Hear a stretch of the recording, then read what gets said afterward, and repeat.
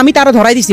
বাবা খুব ভেঙে পড়ছে। তৌহিদ আফ্রিদির একটি কলে নির্মমভাবে পিটায়। লাই আমার জীবনে কষ্ট দিবে এটা আমি আপনারা কি করলাম, কি ক্ষতিটা করলাম? তৌহিদ আফ্রিদি টিম মেম্বার তো আমি একা ছিলাম না। যে শাস্তি দিবেন আমি ওই শাস্তি মাথা পেতে নিব।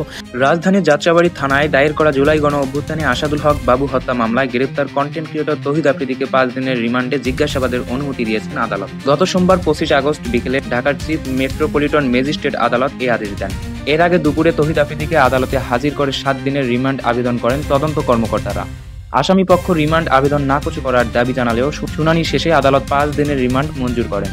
রোববার 24 আগস্ট রাতে বরিশাল নগরে বাংলাবাজার এলাকার একটি বাড়ি থেকে বিশেষ অভিযানে তাকে গ্রেপ্তার করে পুলিশের অপরাধ তদন্ত বিভাগ সিআইডি। পরে রাতেই তাকে ঢাকায় আনা হয়। সিআইডির গণমাধ্যম শাখার বিশেষ পুলিশ সুপার জসিমউদ্দিন জানিয়েছেন, মামলার 11 নম্বর আসামি হলেন তৌহিদ আফ্রিদি। তৌহিদ আফ্রিদি বেসরকারি টেলিভিশন মাই টিভির চেয়ারম্যান নাসির উদ্দিনের ছেলে।